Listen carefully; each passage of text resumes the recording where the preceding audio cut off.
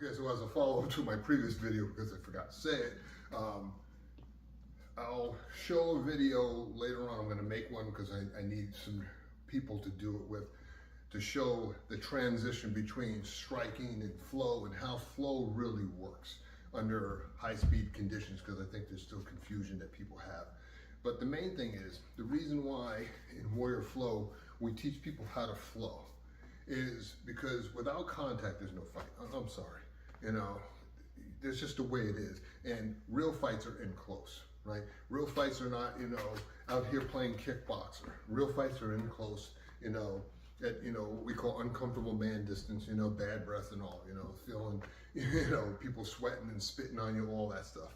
And so because of that, where the flow comes in, because you can feel faster than another person can move, what you're doing is you're also training yourself to recognize the pattern in another person's motion soon enough to do something about it.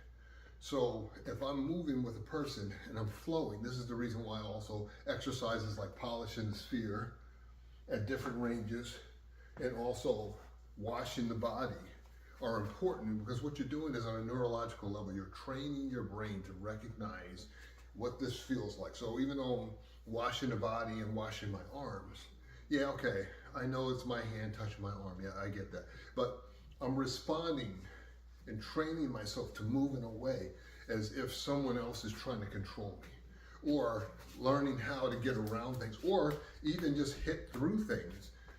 If I have to, you know, I know in Penjaks a lot, and a few other arts, and when I used to do Okinawa and Ishinryu, we used to do a lot of body hardening stuff, and body hardening is good stuff.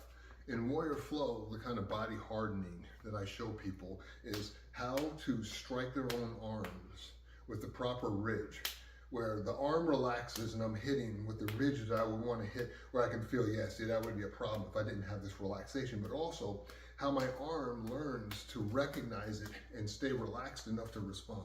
You can train yourself to do this, but the other thing it does is it conditions you on a mental level to know what it's like to get hit in the arms. There are a lot of people who really don't know what it's like to get hit in the arms.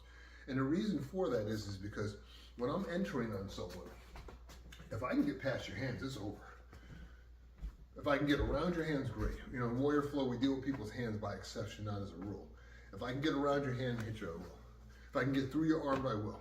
If I have to hit through your arm, I have every intention of breaking your arm, because your arm is in my way. To me, your arm is just as much a target as your head. When I start showing some of the other aspects of stuff we do that, you know, Grandmaster Perkins used to call combat boxing. We don't call it combat boxing. It's just the way we hit. It'll make more sense. But when I'm flowing with another person, all I'm doing is I'm training myself to learn how to recognize the patterns in their movement well enough to get ahead of it. I also will use deception as well to throw their sense of timing off by changing the tempo, because in a real situation, you know, as Sun Tzu said it best, all warfare is based on deception. It works for me. As I'm moving like this, or whether I'm practicing the polish in the sphere, what it's also doing is it's teaching me on an internal level with that interoception how to recognize how my body functions when I'm moving it, how to change position with my body, how to feel the transition between one root point and the next. Very important, because here's the deal. The one thing you have control over in a fight, you may not have a lot of control over what the enemy's doing, but you have control over your own body.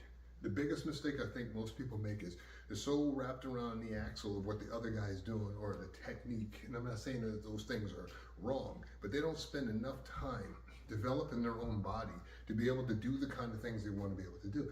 And I believe this is the reason why people will see a technique, you know, and I've seen a lot of different stuff, and people will say, oh, you know, look at that. Would that really work? Oh, that wouldn't work. I look at it and I'm saying, yeah, I can make that work. I can see myself making it work. Why can I see myself making it work? Because I train my body to move well enough to do it.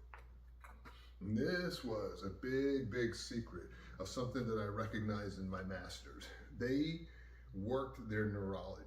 And so they had crazy technique. And the reason they had crazy technique is because they worked their neurology to the point where it really didn't matter how you attacked them. Because if you attacked them, you better kill them. It was really that simple. It didn't matter what angle you came on. They had drained their neurology to the point where from any position, they could move and strike with power. And that's because from an internal standpoint, from that interoception standpoint, they always knew where their own body was relative to other people within time and space, as I get all Stephen Hawkins like. So as you're practicing this stuff, what you want to make sure that you're doing is you're just keeping these kind of things in mind, so that as you start building more and more skill, and like I said, we're going to show some demonstrations of how the flow actually applies once I enter on someone, because it really is not, okay, I'm striking and then now I'm going to flow.